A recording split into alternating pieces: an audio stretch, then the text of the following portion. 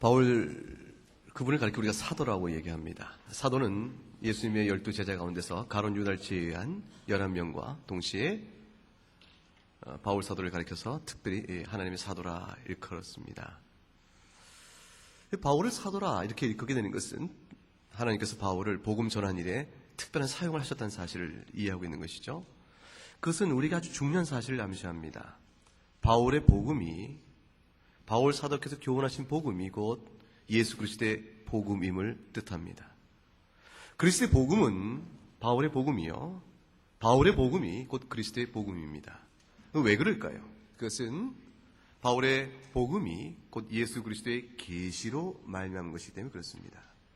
주님께서 바울을 통하여 자기 계시를 부어주셨음에 바울이 말하는 것은 사람의 말이 아니요, 사람의 말의 권위가 아니요, 그리스도의 권위로 말씀하신 것입니다. 물론 이 말은 바울 사도께서 사사로이 하는 말도 그리스도의 말이요 하나님의 권위가 있다는 뜻은 아닙니다. 오늘 기록되는 성경에 남겨져서 오고 오는 모든 세대에 속한 교회들이 하나님과 그리스도의 복음을 알게 하신 이 기록된 말씀의 범위에 한하여 바울 사도의 말씀은 그리스도의 말씀의 권위와 방불합니다. 그래서 우리는 일으켜서 바울 사도가 쓴 서신도 하나님의 말씀이라 이렇게 말을 합니다. 따라서 바울의 복음과 바울의 교훈과 어긋나면 그리스도의 복음이 아닙니다. 누군가가 그리스도의 복음을 빙자하여 무엇인가를 가르칠 때에 그것이 과연 바울의 사도의 교훈과 일치하는가 이렇게 보는 것은 아주 마땅하며 합당한 옳은 태도입니다. 바울의 복음이 어긋나면 그리스도의 복음이 아닙니다. 성경을 읽어보면 바울 사도께서는 그 당시에도 이미 자신이 가르친 교훈과 어긋나면서도 그리스도의 교훈, 복음이라고 주장하는 사람들과 대하여 치열한 싸움을 했습니다. 사람들이 너무나도 그리스도의 이름을 들먹거리고 있지만, 빙자하고 있지만 그들이 너무나도 복음을 오해하였기 때문입니다. 복음을 오해하는 것은 그 개인의 문제에 그치는 것이 아니었습니다. 그들이 잘못된 복음을 전파하면서 그리스도의 영광을 훼손할 뿐만 아니라 그것을 믿고 따른 자들의 구원을 향한 영혼마저도 잃어버리기 때문에 이것은 매우 심각한 문제였습니다. 따라 바울은 생명을 걸고 그들과 투쟁했습니다. 생명을 걸고 그들과 투쟁했습니다. 내가 하나님께 받은 사명, 곧 내가 하나님께 받은 사명이 무엇인가? 하나님의 은혜의 복음을 증거하는 일이라. 이 은혜의 복음을 증거하는 일을 끝까지 마치려 함에 있어서 내가 내 생명을 조금도 아끼지 아니하였다. 바울의 고백입니다. 바울의 간증입니다. 바울이 자기 육신의 생명을 조금도 아끼지 않을 만큼 지키고 전파하며 보호하기를 원했던 하나님의 복음은 어떤 복음인가라는 것입니다. 그 복음은 은혜의 복음입니다. 그 은혜의 복음을 훼손하는 어떠한 것도 듣기에 선하다 할지라도 그것이 하나님의 은혜를 훼손하면 거짓이라는 것입니다. 바울은 생명 걸고 싸웠습니다. 그리하여 급기야 말하기를 그 누구라도 내가 전하는 복음 외에 다른 복음을 전하면 하나님께서 저주를 내실 것이라고 선언을 합니다. 만일 그가 자신이 전한 것과 다른 복음을 전하는 자가 혹 천사면 어떤가? 천사라면 하나님의 영적 진리를 보다 더 가까이 하는 존재가 아닐까? 이렇게 생각할지 모릅니다. 그러나 천사의 영이라 할지라도 저주를 봐야 한다고 말했습니다. 신비주의를 믿는 사람들은 천사의 영을 만났다 생각하면 자신이 절대라고 생각합니다. 신비주의는 필연적으로 주관주의에 빠집니다. 자신이 체험한 하나의 신비적 경험이 하나의 말씀의 권위 위에 서게 되어집니다. 하나의 말씀을 해석할 모든 해석적 권능과 열쇠는 자신에게 있다고 주장합니다. 자기 경험이 성경 해석을 좌지우지합니다. 성경이 자신의 경험에 대하여 아니라고 말할 때 순종치 않습니다. 신비주의는 필연적 주관주의에 빠져서 오류를 범하며 결국 이단 사설에 빠지며 그 영혼을 마귀에게 빼앗기게 되어집니다. 우리에게서 하나님이 믿음을 세워주시기 위해서 하나님의 기도에 대한 간섭과 섭리와 때로는 음성을 듣는 것인가? 또는 내가 하나님의 어떤 꿈으로 본 것인가? 이런 신비한 경험들이 있을 수 있습니다. 그 경험이 유익되며 선하게 쓰여지는 경우들이 있을 수 있습니다. 신비주의는 그 모든 것들에 있어서 말씀의 권위를 배척합니다. 천사의 영이라도 하나님의 교훈에 어긋나면 저주가 있을 것이라고 사도 바울이 말했습니다. 우리가 하나님의 진리에 합당하게 어떻게 살 수 있는 것인가요? 이 땅에 사는 육신 가운데 있는 우리가 이 세상에 벌어진 일조차도 지혜가 없어서 판단을 바르게 하지 못하는 우리의 많은 실수도 불구하고 우리가 어떻게 하늘에도 용납치 못할 하나님의 영광의 진리를 옳게 분별할 수 있는 것인가? 무엇이 우리의 모든 영적 사실한 판단에 최종적이며 흔들림 없는 절대적 권위인가? 말씀뿐입니다. 이 계시의 말씀 위에 어긋나면 천사의 영이라도 저주가 있을 것이라고 말했습니다. 사도 바울이 그렇게 격렬하게 자기 육신의 생명을 조금도 아끼지 않고 지키고자 했던 그 복음은 도대체 어떤 복음인가? 그 복음은 1장에 가게 되면 그 성격이 이렇게 나타납니다. 한번 보세요. 지난주에도 우리가 살펴봤는데 1장 4절을 한번 보세요. 1장 4절 한번 읽어볼까요? 시작. 그리스도께서 하나님 곧 우리 아버지의 뜻을 따라 이 약한 세대에서 우리를 건지시려고 우리 죄를 위하여 자기 몸을 들이셨다. 여기에 담겨있는 첫 번째 중요한 사도 바울이 지키고 있던 그리스도의 복음의 정체성의 첫째 번째는 대리속죄입니다. 지금 뭐라고 그러겠죠? 대리속죄입니다. 십자가의 죽으심입니다. 그리스도께서 십자가에서 죽으셨다. 그리스도께서 십자가를 위해서 죽으셨다. 왜 죽으셨는가? 그 죽으신 까닭이 4절에 보게 되면 우리 죄를 위하여 죽으셨다고 되어 있습니다. 우리를 건지시려고 죽으셨다고 되어 있습니다. 우리 죄를 위하여 십자가에 죽으심, 대리 속죄입니다. 대속의 은혜입니다. 두 번째 1절로 올라가면 1절 읽어보십시다. 사람들에게서 난 것도 아니요 사람으로 말면 것도 아니요 그 다음 오직 예수 그리스도와 및 죽은 자 가운데서 그리스도를 살리신 하나님 아버지로 말미암아 사도된 바울은 여기 은혜 복음의 또 다른 중요한 핵심이 드러납니다. 그것이 무엇입니까? 부활입니다. 예수께서 다시 살아나셨다. 살아나신 까닭이 무엇인가? 우리를 살리려 살아나셨다. 대속의 십자가의 죽음이며 그의 우리를 위한 부활입니다. 한 가지가 더 있습니다. 6절입니다. 6절을 보게 되면 읽어보십시다. 그리스도의 은혜로 너희를 부르신 이를 이같이 속기 떠나 다른 복음 좇는 것을 내가 이상히 여기노라. 그리스도께서 이루신 십자가 대속의 은혜와 그의 부활의 생명의 능력이 우리와 어떻게 상관이 있습니까? 라고 물을 때 상관을 맺어주는 유일한 근거 이유는 하나님의 은혜라는 것입니다.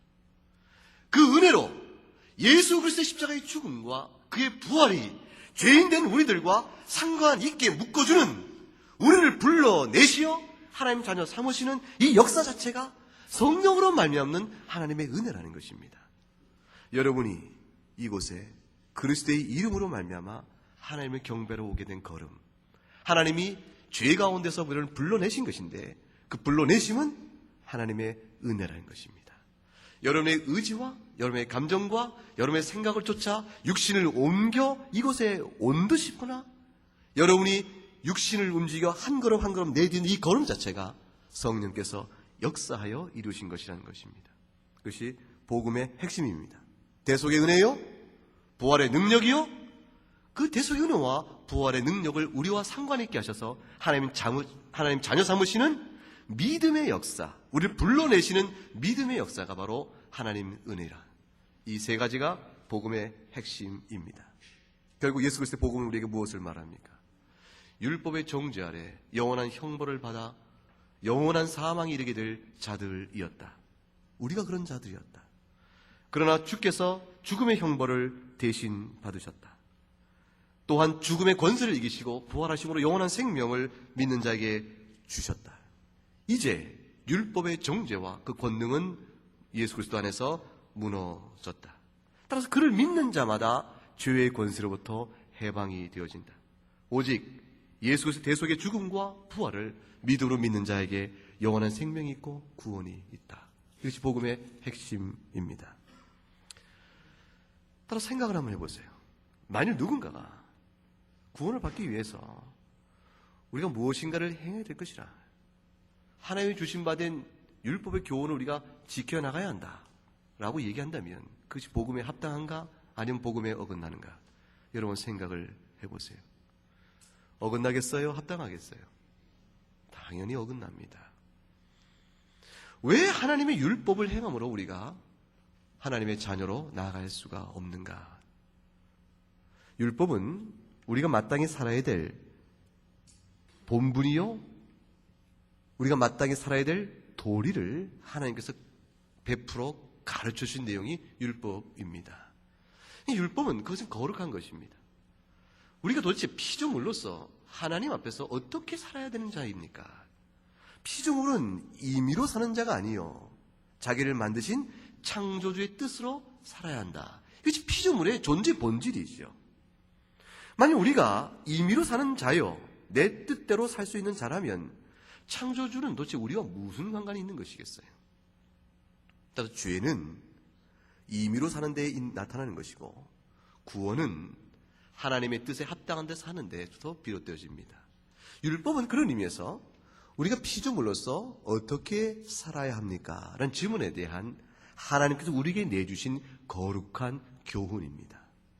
그래서 율법은 선한 것이요, 악한 것이 아닙니다. 그런데 그 율법이 우리를 죽입니다. 율법이 우리를 살리지 못하고 우리를 영원한 정죄로 끌어갑니다. 왜 그렇습니까?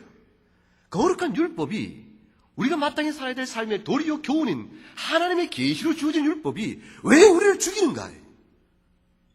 그 이유는 우리가 본성상 부패한 데 있습니다.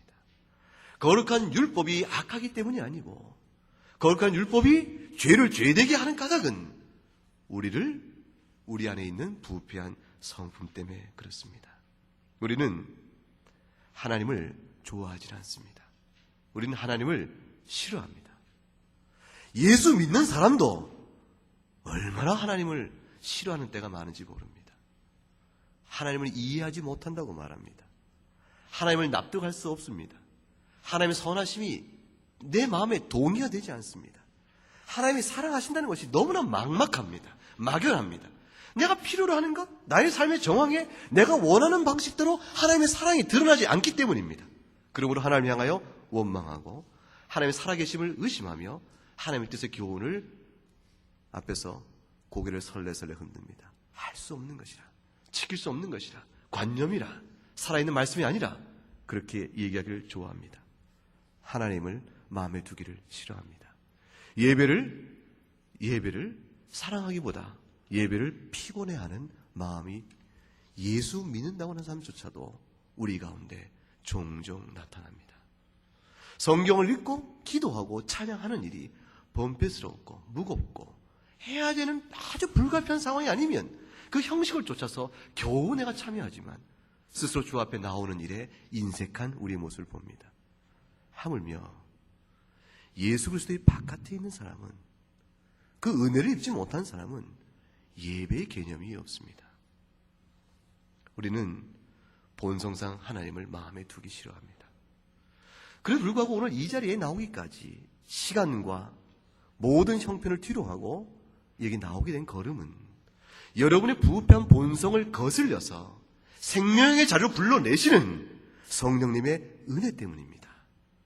우리가 우리의 능과 힘으로 온 것이 아니요, 내 마음속에 복음을 사랑하고 주의 교훈의 말씀을 듣기 원하는, 십자가의 은혜를 사랑하는 그 마음을 우리 안에 주시면서 우리의 마음의 뜻과 생각을 주장하시어 우리 마음에 그 마음의 기쁨을 주셔서 불러내신 것입니다. 여러분 이미 하나님의 은혜 안에 있는 사람들입니다. 본성상 하나님을 거스른 자요, 부패한 자라는 것이 얼마나 우리에게 비참한 현실과 아픔을 주는가, 그것은 이렇게 생각하면 압니다. 여러분 혹시 배너라는 영화 본 적 있습니까? 1950년대에 만든 영화라 여러분이 훨씬 태어나기 이전에 만든 영화예요. 여러분 못 본 사람도 있을 것 같아요. 보신 분 한번 손 들어보세요. 손을 부끄러워. 난 여러 번 봤으니까. 여러 번. 그래서 배너라는 영화를 보게 되면 그 배너하고 그 친구였으나 나중에 원수 관계 된 사람이 있어요. 그 메셀러죠. 스티븐 보이드라는 사람이 그 역할을 맡았는데, 그 보이드라는 이름은 영화의 뜻을 보게 되면 헛되다는 뜻이에요. 어째 이름이 그런지 모르겠어요. 근데 그 영화에서 그는 헛된 죽음을 당합니다. 메살라가 어떻게 죽죠? 전차 경기를 할 때 자신이 승리를 거두기 위해서 자기 바퀴에는 튼튼한 칼날을 달아가서 다른 사람 경쟁자의 전체 바퀴를 다 헐어버려서 부딪히면 헐게 되어집니다. 그럼 전차가 무너지겠죠. 무너져서 경쟁자를 부당한 방법으로 제치면서 자기의 승리를 먹으려고 했습니다. 악한 사람이죠. 그러다 배너도 그렇게 처치를 내다가 결국 그 배너의 바퀴가 이렇게 무너져가는 순간에 메살라가 치는 채찍을 배너가 잡아치는 바람에 결국 그 말의 그 끈을 조종하는 끈을 단단히 묶고 있던 메살라가 미처 그걸 풀지 못하고 자기 전차가 무너지면서 결국 그 운동장에 말에 질질이 끌려가는 그런 상황이 벌어지게 되어집니다. 말에 한번 끌려가게 되면 사람 피부가 어떻게 되겠습니까? 사람 몸이 어떻게 되겠습니까? 껍질이 벗겨져 버리는 것입니다. 그 마차의 껍질이 벗겨지는데 그 뒤에 따라온 마차가 여러 마리의 말이 그냥 그를 밟아버리게 되어버렸습니다. 결국 그 선에서 메살라는 죽습니다. 미친 듯이 달려가는 여러 마리의 말에 끌려서 피부 껍질이 벗겨지듯 죽음의 고통이 다가오면서도 그 고통이 뭔지를 모른 채 끌려가는 것이 죄에 끌려가는 인간의 모습입니다. 아픈 줄 몰라요. 고통의 결과 앞에 신음을 하지만 놔버려야 할 죄의 세력이요, 노임받아야 될 이 죄의 세력에서 노임을 받지 못합니다. 자기 안에서 생성되고 있는 죄의 모든 결과들, 내 안에서 그 죄의 힘과 능력이 생성되고 있습니다. 내가 그 공장이 된 거예요. 내가 그 근원이 되어버리고 만 것이, 죄의 세력은 나를 그 부패한 성품을 자극시키고 이용하여 끊임없이 죄의 결과를 생산해냅니다. 그것은 죽음으로 이끌어가는 것입니다. 미친 듯이 달려가는, 지옥불로 달려가는, 영원한 형벌로 달려가는 마귀의 권세의 채찍질을 맞아가면서 헐떡거리며 달려가는 말 뒤에 스스로는 풀 수 없는 그 끈에 묶여서 온몸 피부 껍질이 벗겨지듯 끌려가며 비명을 지르고 있는 모습, 그게 죄인의 모습입니다. 그런데 딱한 것은 그 노임을 받고자, 그 끈을 풀어내고자 도움을 주고자 하나 그 자가 도움을 거부합니다. 그것이 죄인의 모습입니다. 누가 그 끈을 끌어주겠습니까? 누가 달려가는 그 죽음의 길에서 우리를 놓아줄 수 있겠습니까?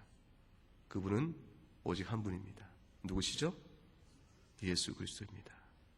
왜 예수 그리스도 그분만이 우리에게 생명을 주실 수 있는 구원의 손길입니까? 왜 그렇습니까? 그분은 본래 하나님이신데 사람이 되셨기 때문에 그렇습니다. 우리와 같은 형제로 일컬음 받기를 부끄러워하지 아니하시고 우리의 죄짐을 맡으신 구주이기 때문에 그렇습니다. 그가 우리 죄를 짊어지시고 대속의 죽음을 죽으셨기 때문에 그렇습니다. 그가 부활의 생명으로 우리에게 하나님의 자녀로서의 의의를 덧입혀주기 때문에 그렇습니다. 그렇기 때문에 율법의 행위로 구원받지 못하는 우리들이 그리스도의 십자가와 그 부활의 능력으로 구원을 받는 것입니다. 그런데 복음이 복음되기 위해서 여기서 그치면 안 됩니다. 복음이 복음되는 그 다음 것이 중요합니다.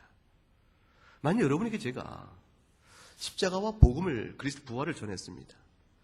여기에 생명이 있다 라고 전했습니다. 여러분 마음이 기쁘죠? 여러분의 죄를 대속시키는 그리스도의 은혜를 내가 전합니다. 여러분에게 생명이 열어지고 있는 것입니다. 소망이 열어지고 있는 것이에요. 이제 여러분은 영원한 형벌로부터 영원한 생명으로 옮겨갈 수 있는 객관적인 모든 사역이 여러분 앞에 제시되고 있는 겁니다.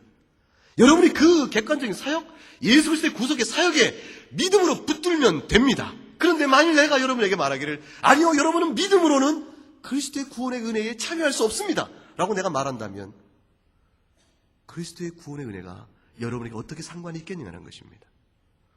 내가 말하기를 여러분 예수님께 생명을 여셨는데 여러분이 예수님의 사역에 참여하기 위해서는 한 가지 조건이 있습니다. 그 조건이 뭡니까? 라고요 여러분이 나에게 물을 때에 내가 다시 말하기를 율법을 행해야 합니다. 이렇게 말하면 그 복음이 복음일 수 있겠는가 하는 것입니다. 오늘 사도 바울이 말하는 것은 바로 그 자들과의 싸움입니다. 어떤 이가 말합니다. 그렇습니다. 우리로선 구원을 이룰 수가 없습니다. 우리는 죄인이기 때문에 그렇습니다.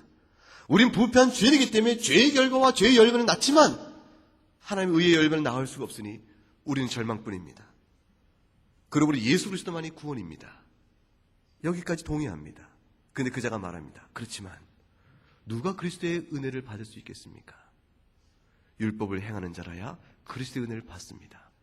다시 율법으로 돌아가는 사람이 있다면 여러분은 그것이 복음이 되겠습니까? 안 되겠습니까? 결코 될 수 없습니다. 사도 바울은 그 싸움을 지금 하고 있습니다. 디도란 사람을 오늘 나타난 그 흐름에서는 그거죠. 디도란 사람이 등장해요. 이 디도란 사람이 이름이 디도란데 디도 이름에서 알 수 있는 것처럼 그 사람은 헬라인이에요. 헬라인이가 그리스 사람이죠. 그리스 사람은 유대인이 아니죠. 유대인이 아니니까 유대인이 아닌 모든 사람은 우리와 같이 이방인입니다. 이방인이 구원을 받고 하나님 백성이 되는 것입니다. 구원을 받고 하나님 백성이 된다는 것은 곧 구체적으로 말해서 아브라함의 후손이 되는 것입니다. 아브라함이 우리 조상이 되는 것입니다. 그러니 저 이방인이 어떻게 아브라함의 자손이 되어 아브라함이 약속하시던 구원의 약속을 그도 받아 누리겠는가라는 문제가 등장했을 때에 그가 말하기를 예수의 복음으로 되어지지만 그 자가 예수의 복음에 참여하기 위해서는 조건이 있다. 그 조건이 무엇입니까? 할례를 해야 한다. 그걸 주장하는 사람도 있었어요. 사도 바울은 거기에 목숨을 걸고 싸웁니다. 왜 그럴까요? 이방인이 할례 받는 일이 그거 하나 간단한 일인데 왜 그것에 생명을 걸고 싸우는가? 사도 바울에게서는 만일 우리에게 있어서 할례를 받을 이유가 무엇입니까? 물으면 너희는 뭐라고 말하겠는가? 율법에 할례를 행하라고 명하여 있으니 그것을 행하는 것이 마땅하다고 주장할 것입니다. 그러나 보세요. 율법으로 행하여 의로를 이룰 수 없기 때문에 그리스도께서 십자가에서 죽으셨거늘 만일 그 십자가의 은혜에 참여하기 위하여 다시 율법의 의무가 우리 안에 들어온다면 그리스도의 십자가를 훼손하는 것이요 그 은혜를 은혜되지 못하게 만드는 것이라. 사도 바울은 그거 놓고 치열한 싸움을 한 것입니다. 여러분, 그 말은 참 비슷해 보입니다. 만일 우리에게 이렇게 말한다고 치십시다. 내가 여러분에게 그리스도의 복음을 전합니다. 예수 그리스도 안에서 모든 죄를 용서했습니다. 그러나 이 은혜의 복음에 참여하려고 할 때 여러분 그 뻔뻔한 얼굴로 다가오지 마십시오. 여러분의 그 뻔뻔스러운 얼굴로 예수 그리스도 복음에 다가온다면 하나님은 결코 여러분 그리스도의 은혜에 참여하도록 하지 않을 것입니다. 적어도 여러분에게 내가 요구할 것은 나 정도의 깨끗한 얼굴은 되어야 합니다. 만일 내가 여러분에게 그렇게 말한다면 여러분 동의하겠습니까? 안 하겠습니까? 아니 내 얼굴이 더럽다는 뜻에서 동의하자면 안 돼요. 그 뜻이 아니고 어떤 뜻에서 동의를 해야 되냐면 동의를 하지 말아야 되냐면 아니요. 주님께서는 죄인된 모습 우리를 그대로 받으시기 때문입니다. 이게 여러분의 답이 되어야 합니다. 여러분 예수 그리스도의 은혜에 참여하기 위한 조건으로 여러분에게 선행을 요구하지 않습니다. 예수 은혜를 받은 사람이 악행을 해도 되겠습니까? 안 되겠습니까? 악행을 하는 것을 주께서 기뻐하지 않습니다. 예수 그리스도의 용서의 은혜를 받은 사람이 죄의 정욕을 십자가에 못 박은 사람이 어찌 죄의 종노릇 하겠는가? 사도 바울이 우리에게 권면합니다. 탄식합니다. 우리는 죄에 버타여 임의대로 살 자들이 아닙니다.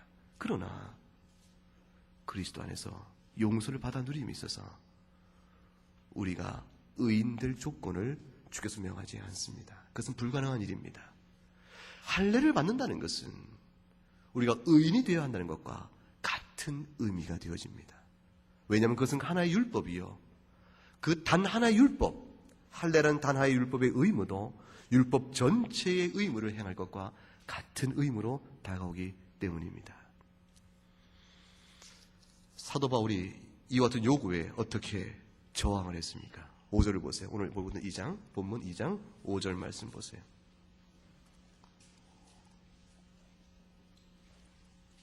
5절 한번 읽어보세요. 우리가 일시라도 복종치 아니하였으니 이는 복음의 진리로 너희 가운데 항상 있게 하려 함이니라. 복종했다 안 했다? 안 했다. 어떻게 안 했죠? 단 한순간도 복종치 않았다고 되어 있습니다.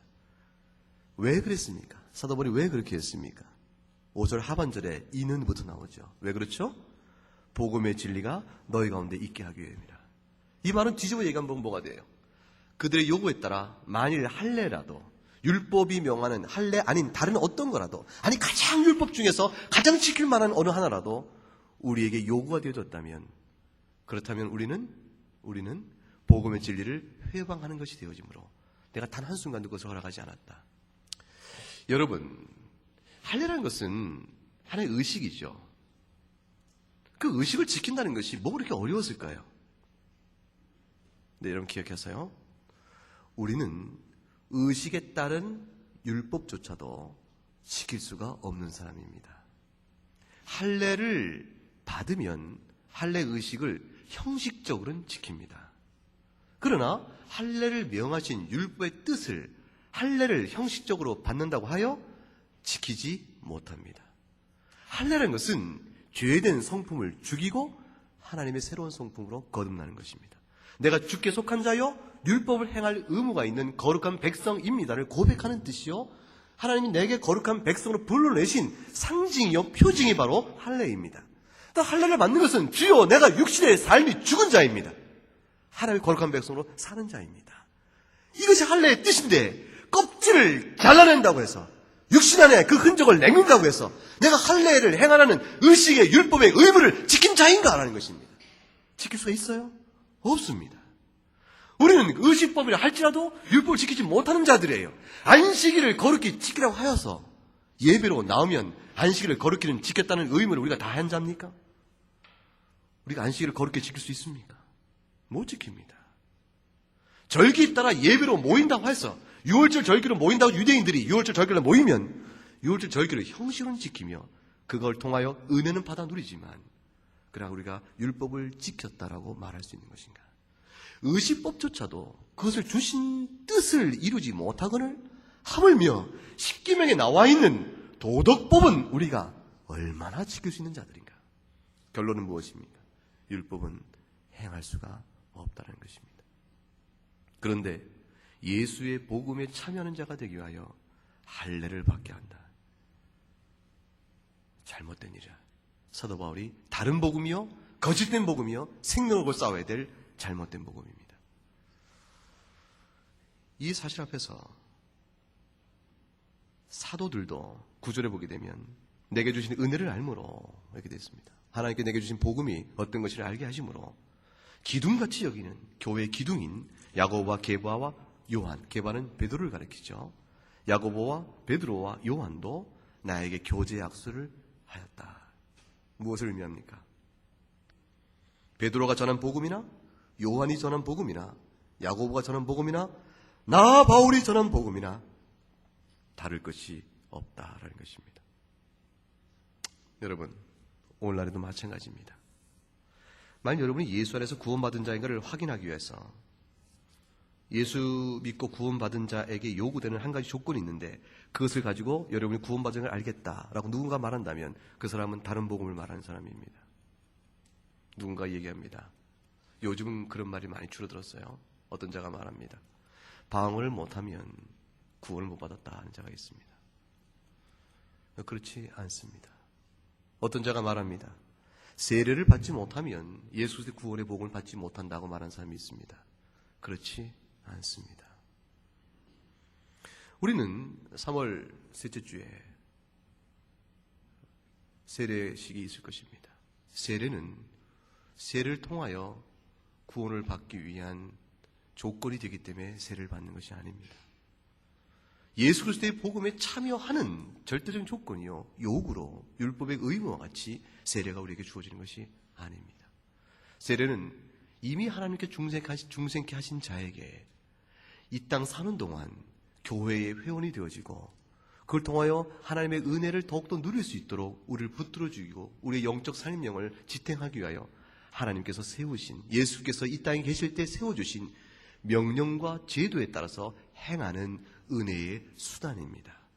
그것이 은혜의 수단인 것이지 그것이 구원의 결정을 하는 조건이 아닙니다. 근데 그렇다고 가르치는 대가 있습니다. 그렇게 가르치는 교회가 있습니다. 천주교회가 그렇게 가르칩니다. 천주교회는 고해 성사를 하지 아니하면 구원을 받지 못한다고 말합니다. 고해 성사는 구원을 받기, 예수 그리스도의 복음에 참여하게 한 절대적 조건이 되어집니다. 그렇지 않습니다. 마리아에게 의지하여서 예수 그리스도의 구원의 복음에 참여할 수 있다고 얘기합니다. 그렇지 않습니다. 그 어느 것도 여러분과 예수 그리스도 사이에 어떤 것도 들어올 조건과 요소가 없습니다. 여러분은 주 예수 앞에 믿음으로 직접 나아갑니다. 왜 그렇습니까? 여러분 안에 주 예수 그리스도로 이끌어주는 성령님의 은혜 역사가 있기 때문에 그렇습니다. 그것이 복음입니다. 우리와의 대속하신 예수 그리스도의 죽으심, 우리의 생명을 위하여 부활하신 예수 그리스도의 부활의 능력, 그것에 나아가며 참여하며 구원을 누리게 되는 방법과 조건은 무엇입니까? 그것이 복음되게 하는 가장 결정적인 것인데 그것은 오직 성령의 은혜로 인한 믿음뿐이라 하는 것입니다. 믿음으로 주의 은혜에 참여합니다. 믿음으로 대속의 은혜에 참여한 자가 돼서 여러분 죄가 용서받는 것이요, 믿음으로 부활에 참여하여 여러분도 부활 생명을 누리는 자가 되어지는 것입니다. 이 약속의 말씀을 믿고 그 말씀에 따라서 여러분의 모든 죄된 행실을 눈물로 회개하며 그리스도 안에서 하나님의 자녀됨을 기뻐하는 자는 이미 하나님의 약속은 신실하심으로 하나님의 자녀가 되는 것입니다. 이거 외에 다른 복음은 없습니다. 이거 외에 다른 복음을 전하면 천사라 할지라도 어떤 신비적 경험이라 할지라도 저주를 받는다. 사도 바울의 그리스도 계시로 말미암은 은혜의 복음입니다. 말씀입니다. 이 말씀 굳게 믿으시고 평생 신앙생활 동안에 주의 은혜를 참여하는 여러분이 될 수 있기를 주의 이름으로 축원합니다. 기도하겠습니다. 주님 감사합니다. 연약한 저희를 불쌍히 여기시고 오직 예수 그리스도의 대속의 은혜와 부활의 능력에 그를 바라보며 그 은혜에 참여할 수 있도록 주 성령께서 우리 가운데 역사하심으로 믿음으로 나가게 하심을 감사합니다. 그 주와 우리 사이에 가로막을 회방할 그 어떤 것도 없사오매 오직 주님 앞에 손들고 나가는, 빈손 들고 나가는 믿음의 청년들이 되게 하시고 그 믿음으로 말미암아 주 오실 때까지, 이 땅에 생명 허락하신 때까지 몸된 교회의 복음을 지키고 또 전하는 귀한 일꾼들 되도록 이 자리에 모으신 모든 이들에게 은혜를 더하여 주시옵소서. 감사하고 예수님 이름으로 기도 올리옵나이다. 아멘.